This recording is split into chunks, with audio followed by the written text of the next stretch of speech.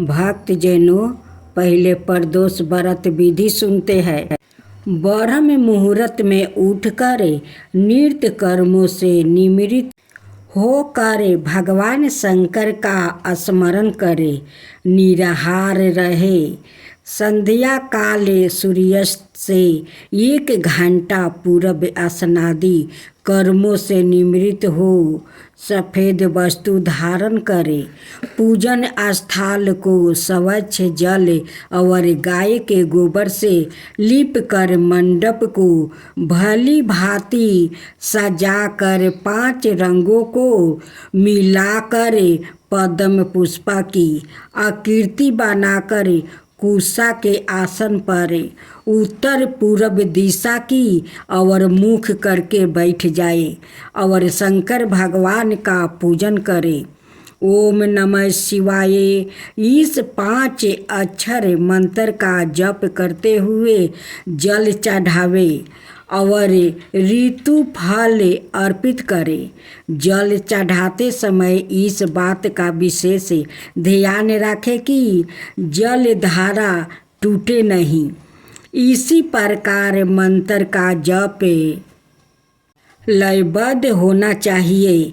जल चढ़ाते समय यदि आंखें खुली हुई है तो दृष्टि जल धारा पर टिकी हो और यदि भाव में आँखों बंद हो गई हो तो ध्यान जप के शब्दों अर्थ के साथ चल रहा हो।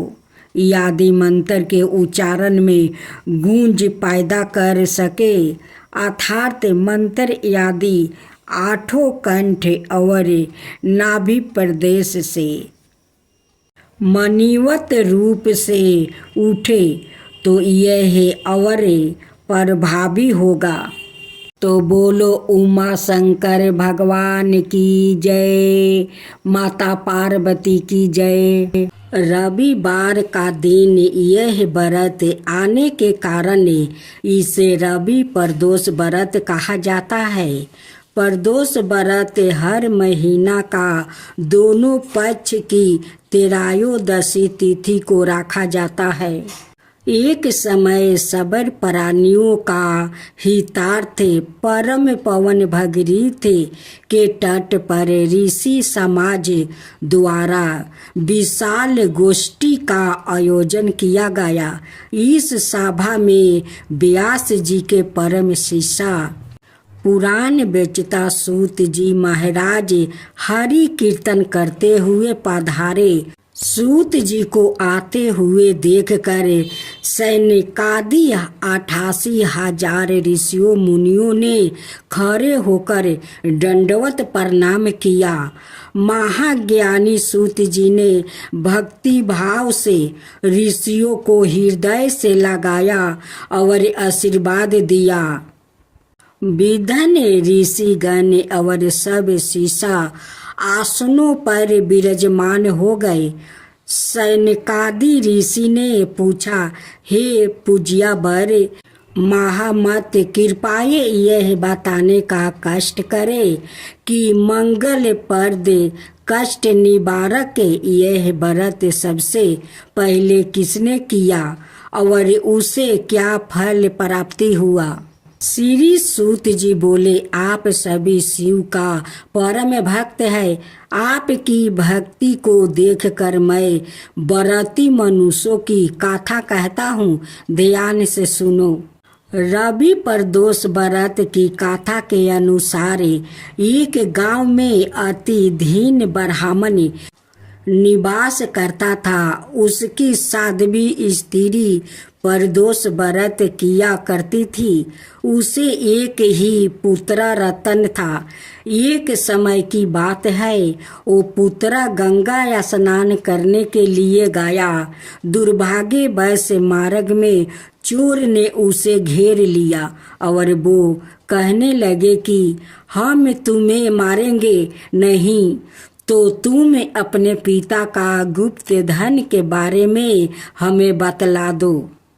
बालक दीन भाव से कहने लगा कि बंधुओं, हम अत्यंत दुखी दिन है, हमारे पास धन कहाँ है। तब चोरों ने कहा कि तेरे इस पोटली में क्या बांधा है? बालक ने निसंकोच कहा कि मेरी माँ ने मेरे लिए रोटी दी है। यह सुनकर चोर ने अपने साथियों से कहा कि साथियों, यह बहुत ही दीन दुखी मनुष्य है, अतः हम किसी और को लूटेंगे। इतना कहकर चोर ने उस बालक को जाने दिया। बालक वहां से चलते हुए एक नगर में पहुंचा। नगर के पास एक बरगद का पेड़ था। वहां बालक उसी बरगद के वृक्ष के छाया में सो गया। उसी समय उस नगर के सिपाही चोरों को खोजते हुए उस बरगद का वृक्ष का पास पहुँचे और बालक को चोर समझकर बंदी बना लिया। राजा का पास ले गया। राजा ने उसे कारावास में बंद करने का आदेश दे दिया।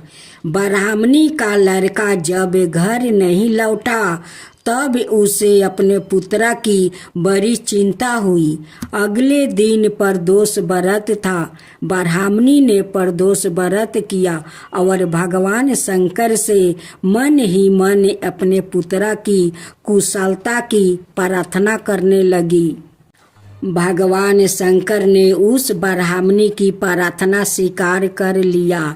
उसी रात भगवान शंकर ने उस राजा को सपने में आदेश दिया कि वो बालक चोर नहीं है, उसे प्रातः काल छोड़ दे, अनाथ उसका सारा राज्य वैभव नष्ट हो जाएगा। प्रातः काल राजा ने शिव जी की आज्ञा अनुसार उस बालक को कारावास से मुक्त कर दिया। बालक ने अपनी सारी कहानी राजा को सुनाई।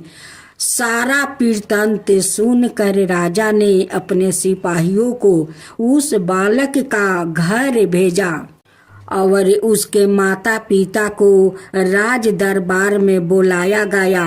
उसके माता पिता बहुत ही भयभीत थे। राजा ने उन्हें भयभीत देखकर कहा कि आप भयभीत ना हो, आपका बालक निर्दोष है। राजा ने ब्राह्मण को 5 गांव दान में दे दिया, जिससे कि वो सुखपूर्वक अपना जीवन व्यतीत कर सके। भगवान शिव की कृपा से ब्राह्मण परिवार आनंद से रहने लगा। अंत जो मनुष्य रविवार प्रदोष व्रत को करता है वो सुख पूर्वक और निरोगी होकर अपना पूर्ण जीवन व्यतीत करता है और उसके जीवन में खुशहाली आती है। एक बार पार्वती जी ने शिव जी से पूछा, मृतक लोग पृथ्वी पर मनुष्य इतने दुखी क्यों है? जगत जननी अपनी संतानों को निरंतर दुख और कलेश में घेरे देख कर दुर्वृत्त थी। इस पर शंकर भगवान बोले, प्रिया, मनुष्य के दुख का सबसे बड़ा कारण है उसकी परिनिंदा करने की आदत है। प्रत्येक व्यक्ति दूसरे में कमियां ही कमियां देखता है। उसे सामने वाला व्यक्ति हर परिस्थिति में गलती ही गलती है। भगवत भजन के स्थान पर परिनिंदा में ही लीन रहता है और अपने आप को महान और निष्पाप सिद्ध करने में लगा रहता है।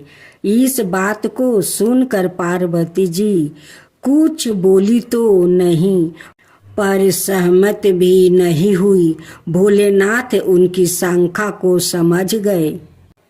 बहुत दिन हो गया है, कहीं घूमने गया हूँ, चलो पृथ्वी पर घूम कर आते हैं। शंकर भगवान ने देवी का मन बहलाने के लिए कहा। इस प्रस्ताव से पार्वती जी बहुत प्रसन्न हुई और तुरंत तैयार हो गई।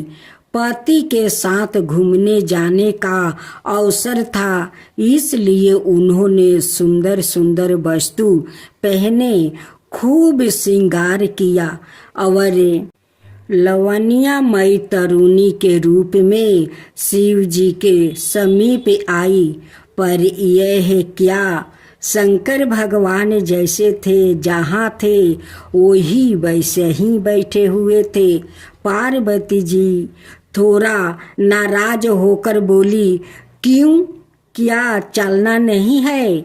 आप अभी तक तैयार नहीं हुए? भगवान शंकर पत्नी का मनोहक रूप देखकर प्रसन्नता से उन्हें निहारते हुए बोले, मैं तो आज एक वृद्ध के रूप में पृथ्वी पर घूमने जाऊंगा।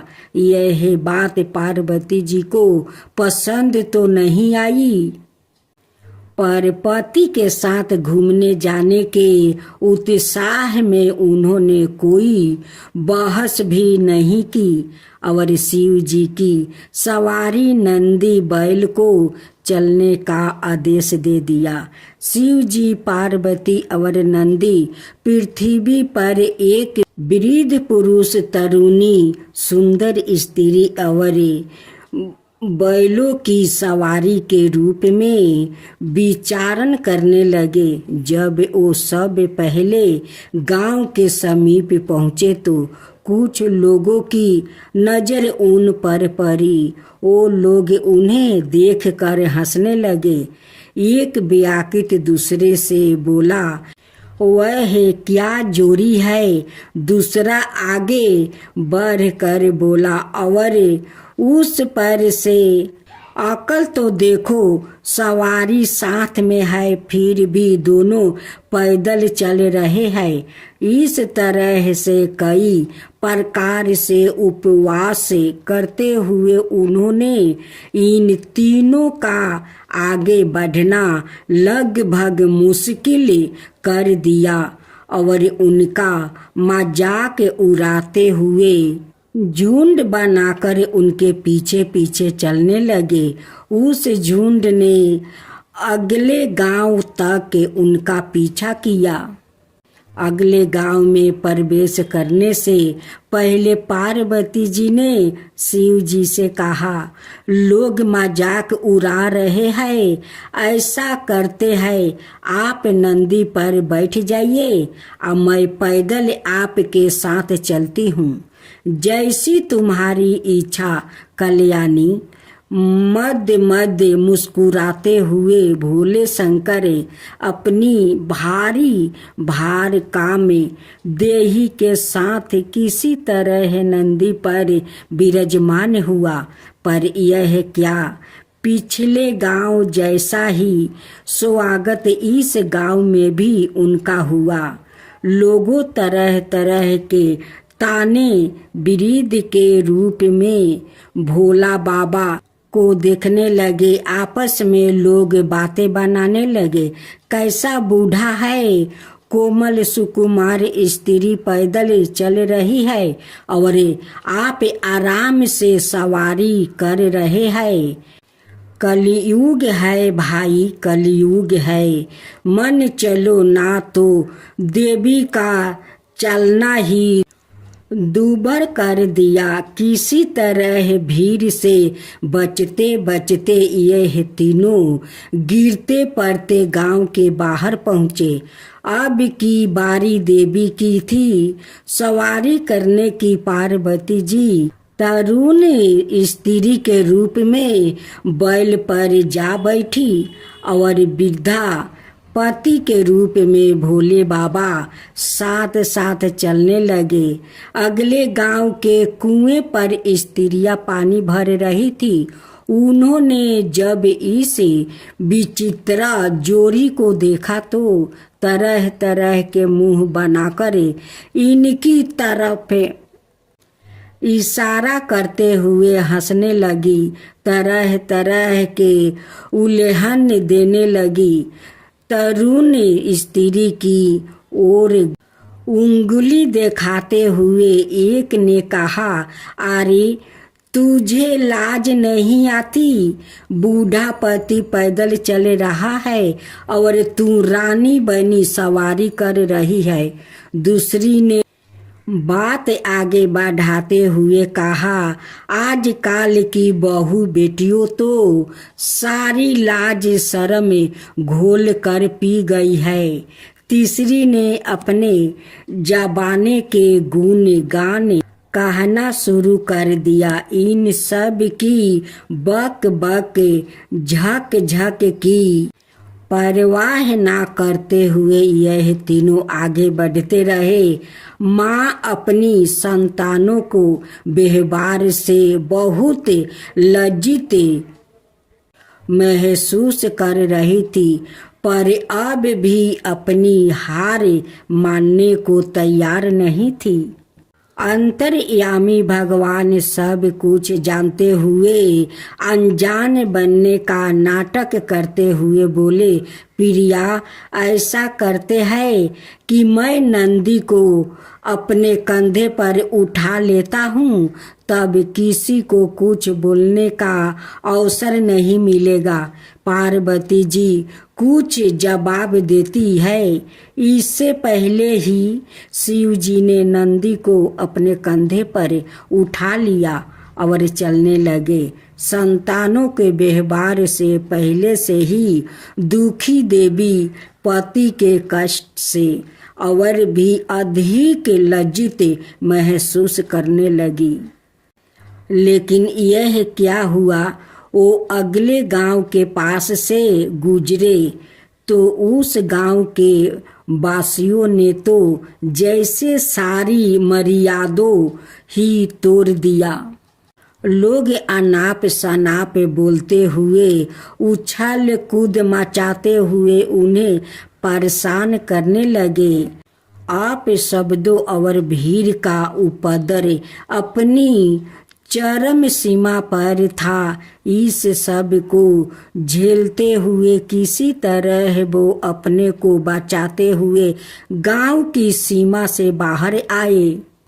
भोले बाबा हंसते हुए बोले, कहो कल्याणी, अब तुम्हारा क्या कहना है?